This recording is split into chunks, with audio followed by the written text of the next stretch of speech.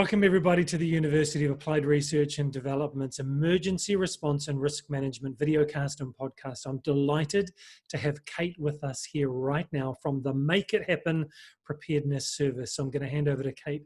Welcome, Cate. Please tell us what you do. Thank you so much, Craig. I'm delighted to be here. So I am the founder of Make It Happen Preparedness Services, and my goal is businesses with 10 or more employees secure their future through emergency preparedness. I help companies prepare so that they are ready to survive emergencies and thrive after them. My background includes 12 years practicing law, 20 years in working for what here we call nonprofits. I think most of you know as NGOs.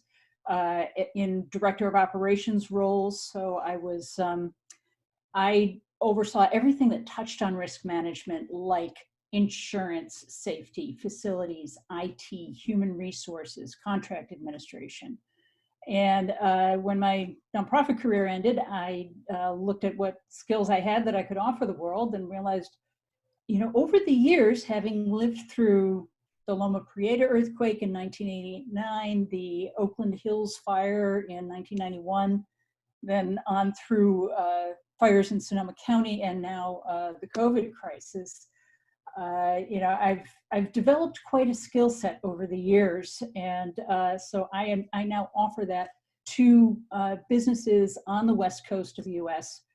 To help them be better prepared for what are obviously going to become more frequent and severe natural disasters, as well as we've had some human-created ones with our public utilities here in California. You mentioned something just before the show. You mentioned inconceivable until it happened.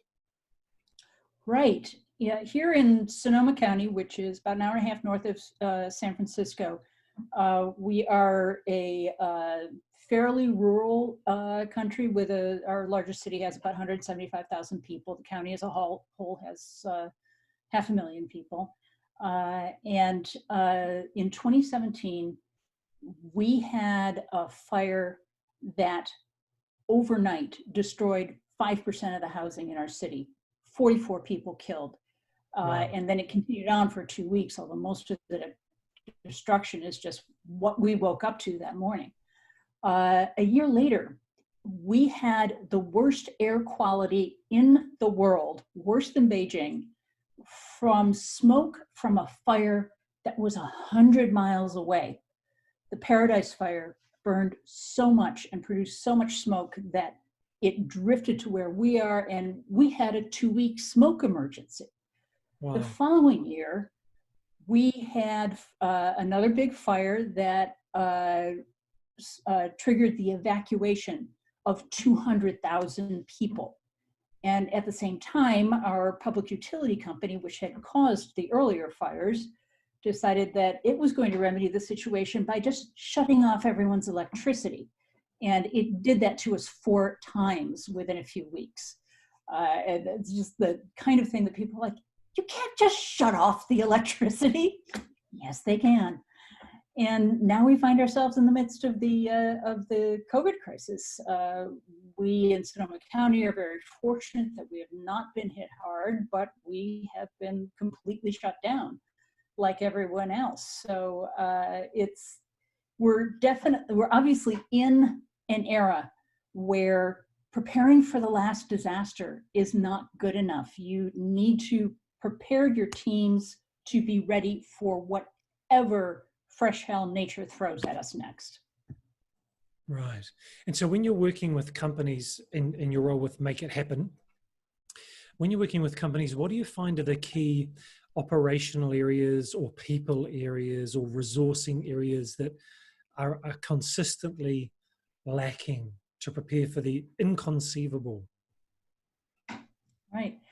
So my target business, as I mentioned, is small to medium-sized businesses, 10 or more employees, up to maybe 200, 500, whatever size that, you know, once they start to have their own risk management department, they don't need me quite as much. And I have just been shocked at the lack of awareness of just basic government safety requirements in small businesses. It's just astounding. Many don't have so much as an evacuation map, much less an emergency action plan. They don't know what training they're required to provide their employees. I've been shocked to find clients who were highly educated professionals who really cared about their employees missing some of the most basic safety measures, such as exit doors with panic bars. A surprising number of companies have no fire alarms. They have a sprinkler system and think that should be sufficient, not understanding that the alarm in fire sprinklers don't go off until it's in Celsius 59 degrees. And if you wait till then for to alert your employees that they should leave, most have probably already died by then. So what I find is most important, and what I really emphasize, is training employees in a system of emergency response, such as the incident command system. What I train with is I have taken the ICS system, changed a few titles to make it a little less military sounding. I talk about the response leader rather than the incident commander. But otherwise, it's the ICS system. And I train people how to, okay, there are 8 roles. This is the responsibility of each of the roles. You need to look at the people you have at hand, decide who's going to play each role, and then figure out what needs to be done in each of those roles. I used to, well, I probably still will, present that in an in-person live training with manual tools, because I was always assuming a scenario where the power was out, the internet was down, but everyone was sitting around a table, and you would use Post-it notes and a big whiteboard and markers and so forth to do your planning. I had not until now anticipated a scenario where electricity's fine, the internet's fine, but no one can be in the same room. Right. So now I've developed a couple of different, I've put together the idea of a Zoom meeting plus a Trello board to have this, allow the same kind of interactive role-playing training that I used to do in person. Now I can do it remotely, and I've started doing that with some of my clients. That's exciting. So you're having to innovate and do what you do, but in a different way, given the new physical requirements that we have with COVID-19. And so have you found that businesses have been open to the new way of doing it? I'm doing it right now with, it was interesting. One client, a law firm where people are always very busy and tight with their time, contacted me shortly after our shelter-in-place order began, saying, hey, could we do this online while all of us have not quite as much as usual to do, because it's going to be very hard to schedule people once we're back all working in the office. And that was the inspiration of both, at first I thought, no, this is too hands-on, it's too interactive, you have to do it in person. But then I realized both, there is a way to do this, and we have to have a way to do this when we can't be in the same place. So it's turned out to be, both a necessity for continuing my business and a new idea of an additional approach to doing the ICS system when you're not all in the same place. So you look at the infrastructure that should be there and find the gaps, and then you look at the roles and responsibilities for people to take on those leadership roles and different roles for the ICS system. So is there anything else that you work with the businesses on to make sure they're prepared? Sure. What I usually start with first is what I call a safer spaces plan. Like you, we're on the ring of fire. We're all in earthquake country. And so for place, and I think any place that has earthquake is prone to earthquakes should go through and look at every single piece of the offices, the production facilities, whatever it is, and just look for everything in the place that could fall or go flying in an earthquake, and think through what is the most effective and cost-efficient way to secure that, so that you're reducing the potential for injuries during the earthquake, as well as reducing a lot of breakage and damage. So that's the first thing I always do, is do a walkthrough of the entire premises and give the client a safer spaces plan, recommending what changes could be made, referring them to professionals who can do the work, and so forth. So, and then I do emergency action plans. As I mentioned, a lot of businesses don't know that they're required to have them. They do have them there, in the middle of some big, huge binder that they've put up on a high shelf, that they don't think about it again until it hits them in the head in the next earthquake. So what I've developed is sample here is a very simple flip book with each different kind of emergency listed out. And for whatever it is, you just flip to that page and get very simple, clear instructions on what to do in the moment of the emergency to get to safety. My inspiration for that was the morning of our fires in 2017. I woke up to the smell of smoke inside the house, and got up, realized nothing was burning inside, opened up the window and realized something enormous was going on. Hopped online to look at the news and realized that much of the city was on fire. So what I found that morning under those circumstances was, even though I do this for a living, I felt like I was moving through mud. I could not hold a thought. Every time, my wife suggested something that we do, I completely lost track of what I was doing. I couldn't, they say that trauma does three things to the brain. It impacts your ability to remember, to focus, and to concentrate. And that's exactly what I found. I couldn't do any of those things. So during our time of, when, all activity closed down for 2-3 weeks during and after these fires. So I used that time just for our home use to develop a list of that just said, do things in this order, so that the next time I wouldn't have to think through it. I could just go to the list, and it would tell me what to do. So that's why I've become such a fan of emergency action plans.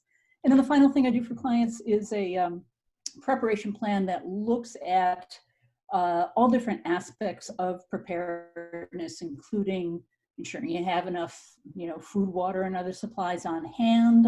If the disaster means you have to, that your employees aren't going to be able to get home.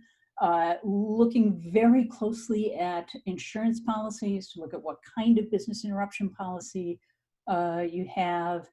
Really leaning on people to get earthquake policies, because California, I remember 8% of businesses carry earthquake insurance. It's going to be a nightmare, and it's not an if thing here. It's a when.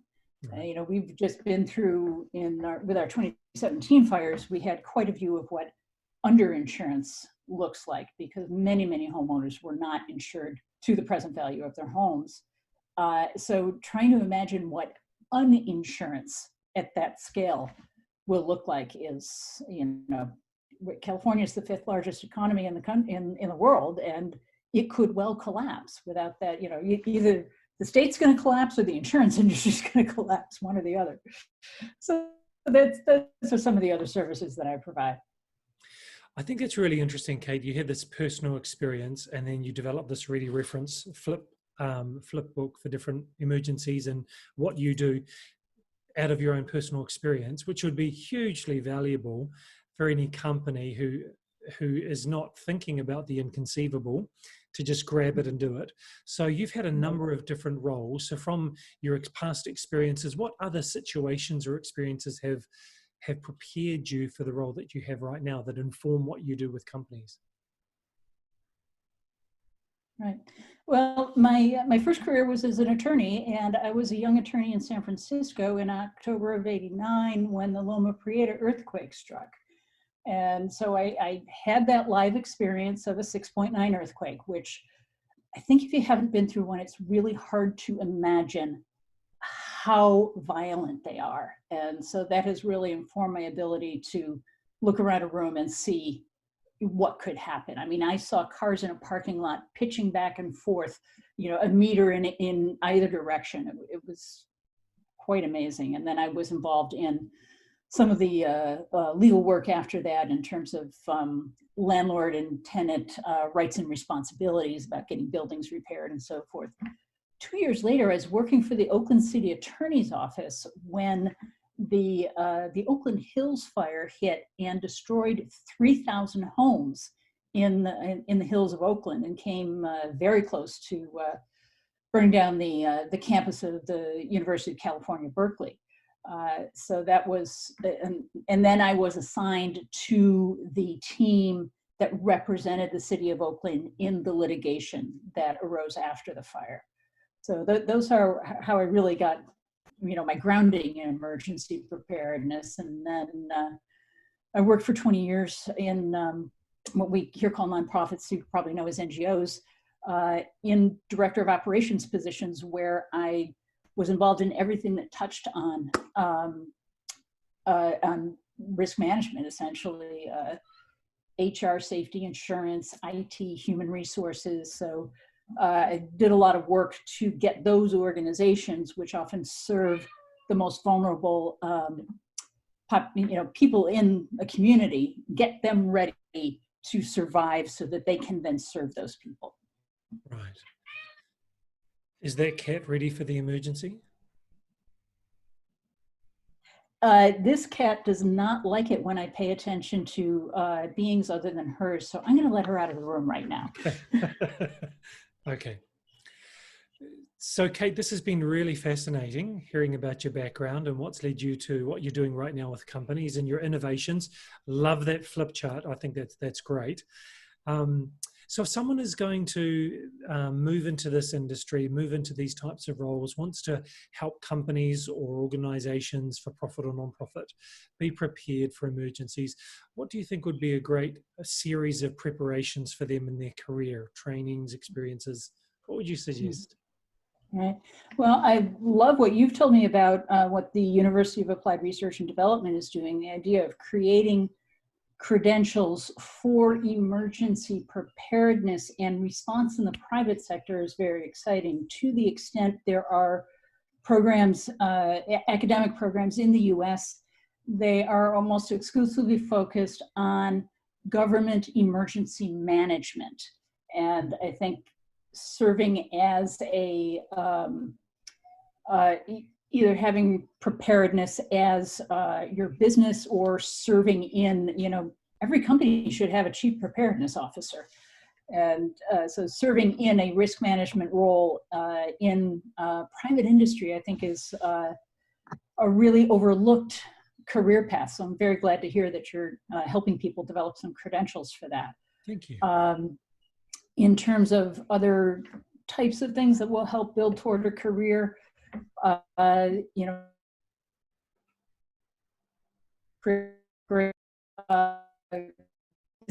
value even more is experience. So the more you have worked in a particular industry, or in another industry, developed experience in the various aspects of risk management, getting some in-depth exposure to insurance, or safety planning, design of facilities with safety in mind, Right. wherever you can.